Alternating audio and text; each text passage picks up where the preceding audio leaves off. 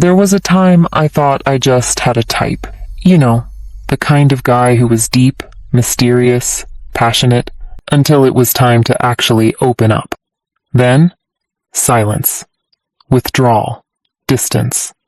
And there I was again, wondering what I did wrong, replaying conversations, waiting for the message that never came. Sound familiar?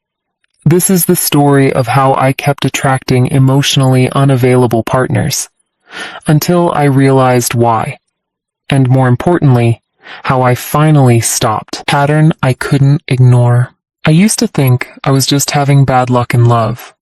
I mean, I was doing everything right. I communicated, I showed up, I gave my best, but the more I gave, the more they'd pull away. And not just once. This kept happening. The details would change, the faces, the timing, but the dynamic? Always the same. Until one day I stopped blaming fate and started getting curious about my own patterns. And that's when everything began to shift. The relationship that changed my wiring. My first real relationship changed something in me. At the time I didn't realize it, but looking back now, I see how it set the tone for what I thought love was supposed to feel like. He was hot and cold. One moment all in, affectionate, magnetic. The next, distant, withdrawn, like a stranger. And I was left constantly trying to figure out what I had done to cause the shift. My nervous system learned very quickly. Love means waiting. Love means guessing. Love means walking on emotional eggshells. And when I say that relationship left an imprint, I mean a full body, full system imprint. The nervous system doesn't forget. I didn't realize then how deeply my body had internalized the emotional rhythm of that relationship, the unpredictability, the emotional whiplash, the craving followed by collapse. So even after that relationship ended, my body kept chasing that same pattern. When someone came along who was warm one day and distant the next, it didn't feel like a red flag. It felt like chemistry, because my nervous system wasn't craving safety. It was craving what it knew. Not because it was healthy, but because it was familiar. Intensity isn't intimacy. For years, I mistook emotional intensity for emotional depth. If someone made my heart race, my stomach flip, and my mind spiral, I called it love. But those butterflies? They weren't always magic. Sometimes they were anxiety. That high I felt when they finally texted back? That wasn't connection. It was relief. Because I had been in tension the whole time. It took me a long time to realize that love isn't supposed to feel like a roller coaster. It's supposed to feel like a steady bridge. And if the only way to feel desired is to be kept guessing, it's not love. It's survival. Emotional unavailability wears many masks. After that first relationship, I didn't keep dating the same type of person on the surface. Some were emotionally distant. Some were fun, exciting, but non-committal. Others were kind, but emotionally blocked. What I didn't realize at the time was that emotional unavailability has layers. It doesn't always show up as coldness. Sometimes it looks like hyper-intellectualizing everything.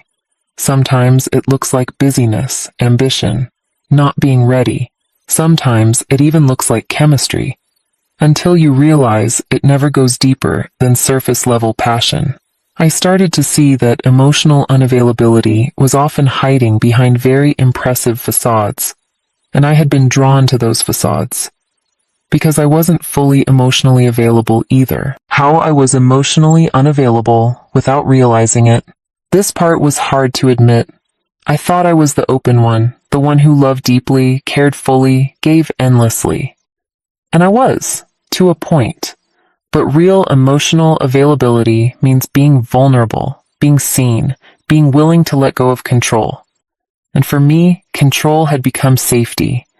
I was the overanalyzer, the one who kept my heart slightly guarded even while chasing connection. I was performing emotional availability, but still afraid of what would happen if someone truly saw me. So of course I kept attracting people who couldn't fully see me. It matched the way I was hiding from myself. Nervous system healing isn't just a trend. When I first heard people talk about nervous system healing, I'll be honest, it sounded like a wellness buzzword. Another thing to fix about myself, another checklist. But when I started learning how my body was shaping my love life, something clicked. It wasn't my mindset that was sabotaging me, it was my state. See, the nervous system stores the memory of past relational tension, so even when I was with someone new, my body would react to subtle cues, a delayed reply, a shift in tone, an unread message, as if I were back in that first relationship, bracing for the withdrawal. I'd feel my chest tighten, my stomach drop, my breath shorten, and I'd go into overdrive, texting, reaching out, overanalyzing, not because I was needy, but because my body didn't feel safe. That's when I realized so much of what I thought was anxiety was actually my body begging for regulation. So I started to learn what co-regulation and self-regulation actually meant, not in theory, but in practice.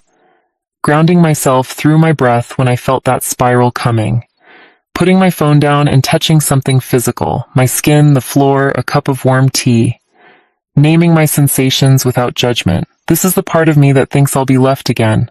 Pausing before reacting, even if my mind was screaming to send the text, fix the tension, do something. And you know what? That slowness changed everything. It helped me interrupt the pattern. Because emotional safety isn't just something someone else gives you. It's something you practice giving yourself, over and over again. Energetic attraction, and why I kept repeating what I didn't want. Energetically, I used to say I wanted deep, steady, present love. And on the surface, I meant it.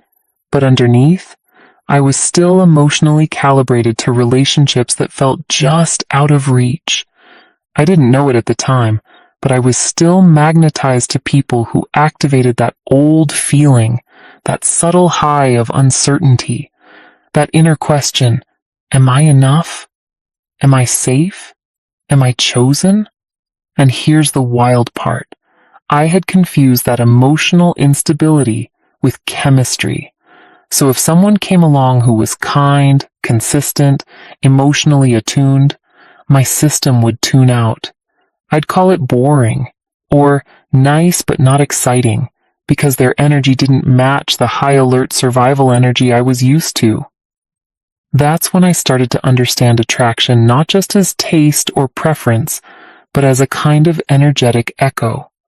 We're drawn toward what matches the frequency of our unresolved experiences, not because it's good for us, but because it's unfinished. It's the subconscious saying, maybe this time I'll fix what I couldn't fix back then.